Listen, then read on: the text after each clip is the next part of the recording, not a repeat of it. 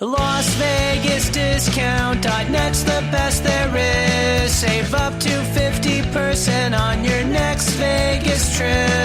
And travel, rental, shows, and tours. Find the deals you're looking for. Las Vegas Discount.net. Las Vegas Discount.net. If you're going to Vegas for deals that are the best, visit Las Vegas Discount.net.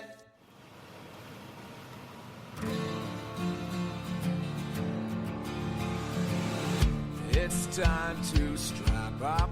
Hi everyone, welcome to Challenge the Narrative. My name's Lee Honish. I am joined by our prognosticator of the future, Mr. Release the Memo himself, Bobby Capucci. How you doing today, Bobby?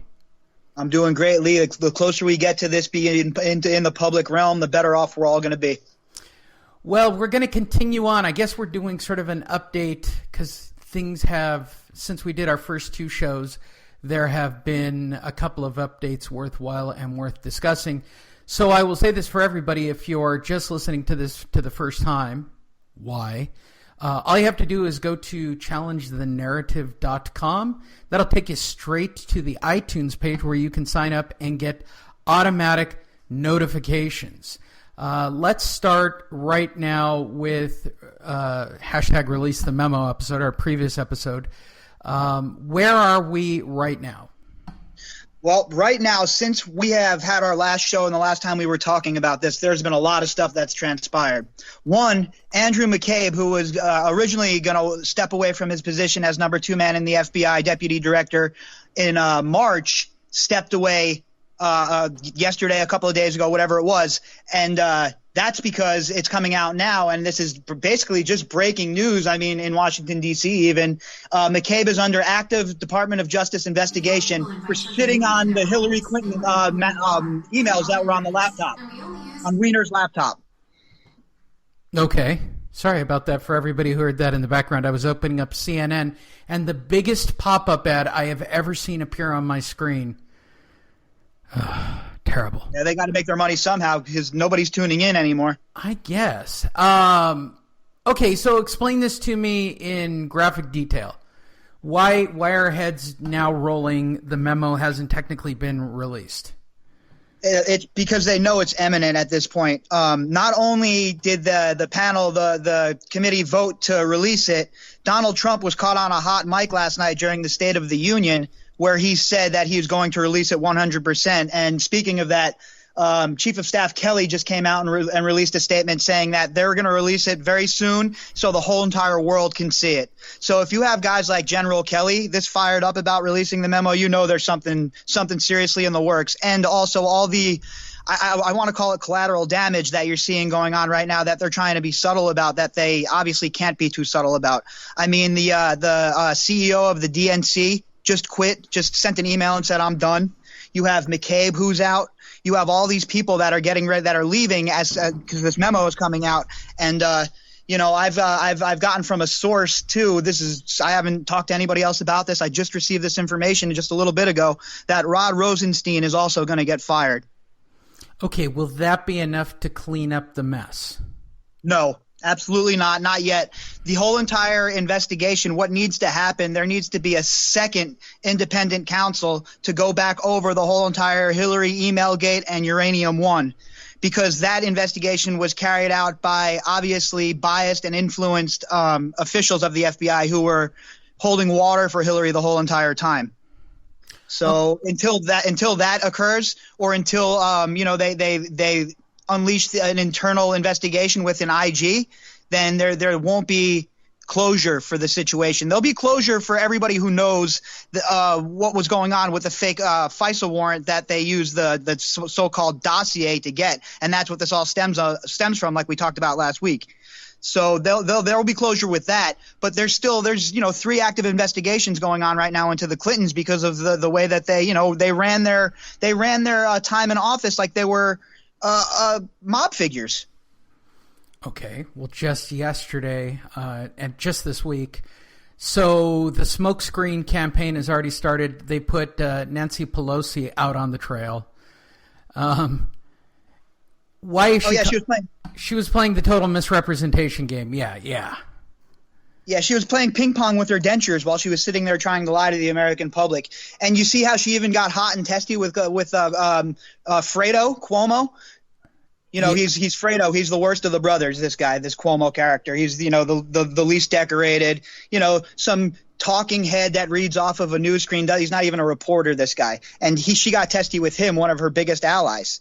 You know, this is the problem with the Democrats. And you have all this stuff going on right now with, you know, it's really bad for them. I mean, you even have a guy like Nunez coming out saying that this memo coming out is basically going to be the end of everything that they've initiated with Russia, because it's so damning the way that they initiated the investigation to get it started, to kick it off. When you kick something off with even a hint of impropriety in law, especially when you're dealing with federal judges who are seated for life, how do you think they're going to react when they find out that they were lied to with false information, when the FBI knew that they were using information that was paid for by opposition research? This is Oppo research. This is dirt muckraking 101, Lee.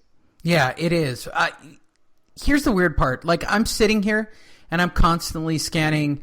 For all of you, my advice, and I really recommend this if you're just into wanting to really challenge the narrative, convert your Facebook into a live feed of news, or your Twitter feed for that matter, or open a second account so you can do it.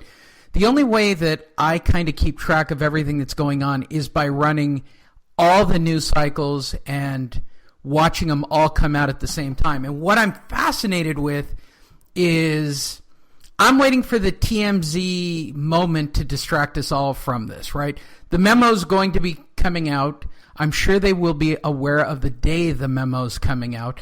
And I'm just wondering who the Democratic Party or the powers that be. It's not fair to call all Democrats scumbag. No, it's not. Look, it's not the rank and file Democrats. Like the normal Democrats, the people that, you know, they go to the polls and they vote for unions, and they're voting for better schools, and they're voting for the ideals that the Democratic Party used to stand for.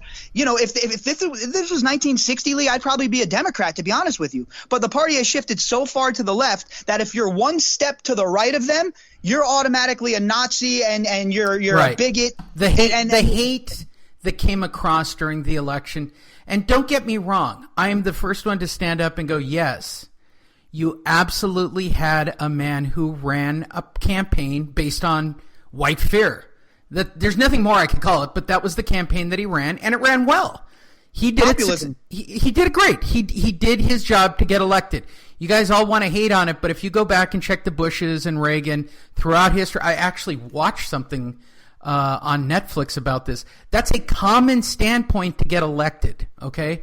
And it is common for the Democratic Party to run we're so liberal that you can't even say the word liberal because we'll be offended by it stance. We're so politically correct that we're politically correct kind of thing. I get that. That's what the two sides are doing. I want to be in the middle, and I want to be a free thinker. I just keep thinking somebody's going to get thrown under the bus here, like massively thrown under the bus.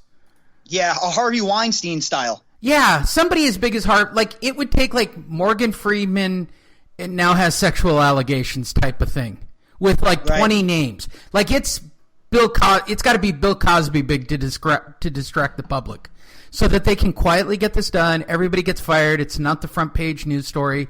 The press that appears to be, I'm going to say this, highly slanted to the left. And for those listening, yes, I think Fox is slanted very far to the right. 100%. Nobody, you know, you got to watch multiple feeds. Like the fact that I have a CNN feed and a Fox feed, it just tells me what's right in the middle. I can read the same story twice and make my mind up between the two sides and what I need to decide for me and for my family. And I think that's fair. I think everybody should have a discussion. But in regards to straight up criminal activity, this has got all the I'll give you an example. Recently, in my industry, for giving a little insight, right? In the real estate industry, Zillow is talking about buying Realtor.com. Now, it's a really big story. Like, they would control all the online activity. It was immediately swept under the rug, and I started to watch news stories come out about everything but that as a distraction and trust me, there's slanted real estate news. Unbelievably enough, there's slants everywhere in every angle. So you have to, I try to stay aware of them as much as I can. I just feel that there's Morgan Freeman's going to be like a child molester here. Wow, that's a great title for this show. Morgan Freeman's a child molester.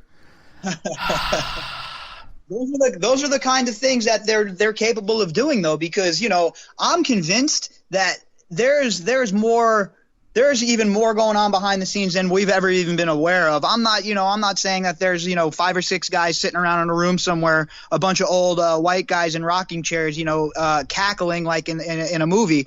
But when you take a look at everything that's going on now, and you take a look behind the veil of what WikiLeaks has so graciously given us as free people, because I believe every human being that's born on this planet is born free, and what WikiLeaks does, it's such a service to people who are truly into freedom and not playing party politics with it. Because I'll be honest with you, going even back to the Bush administration, I'd be totally fine if those guys were brought before a tribunal and charged with war crimes with all the information we have now.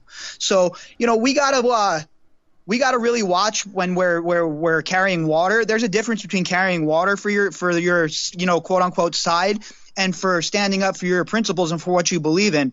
If the Republicans do something I don't believe in, like when Trump bombed Syria when he first took office, I'm going to be very vocal about that, because I'm like you said, I'm into free thought. I'm into free thinking. I follow the evidence, and wherever that brings me, that's where I shape my beliefs and my political standings. The only thing that'll never shake for me is my principles. And what you have with the Democrats is people that shift their principles. I shouldn't even say Democrats. With the progressives, the leadership, they shift their principles, like the shiftings of the wind. You go back to 96, Hillary Clinton is calling black teenagers super predators. And now all of a sudden she's standing for minorities and she's here to help the poor people.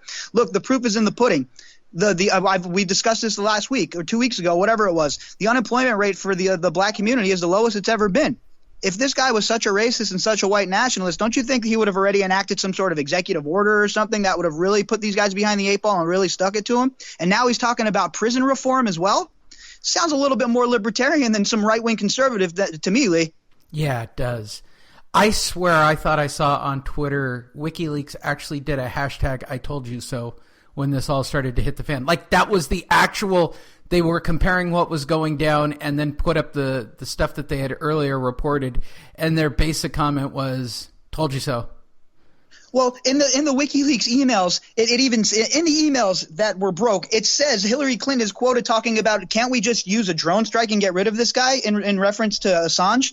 I mean, we're talking about a sovereign citizen of an ally in Australia. He's an Australian citizen now, obviously going on Ecuador and stuff. But you can't be talking willy-nilly about using our drone program like that. First of all, it's highly illegal. Second of all, you have to think about the young men and women who are operating these drones, the PTSD you're putting them through after each strike. It has to be a very thought-out process, not a willy-nilly, well, let's drone strike them. Well, if you're Hillary, okay, now we're getting into the history of the Clintons making people disappear, which is a thing. It is. They have used their power repeatedly. The only question, and really I guess what this boils down to is, did Hillary swing her dick before she got into office? And that's it. Here's the biggest thing. My buddy, I was talking to my buddy Jason earlier, and he's not really, he's not into politics, nothing like that. Not hardcore like the way I am or anything, but he said it the best, I think. He said that they really didn't take Trump seriously enough, and they didn't think he was a worthy opponent. And these guys were all messing around playing Chinese checkers while this guy was playing 4D chess. Yeah, he definitely saw the deep game on the whole thing. I'm just fascinated with the direction that this whole thing is taking. So you're saying we're about 3 deeps in firing. How far? How bad? How do you clean house on this? If they hired you to come in, not seeing the memo, of course, mind you, because you really don't know how deep and how far it goes. It's still speculation until the actual memo comes out. And if the Democratic Party has it their way, it'll be under review with the DOJ. But how do you clean this mess up? Well, I think that the first step, obviously, is to get rid of Rosenstein.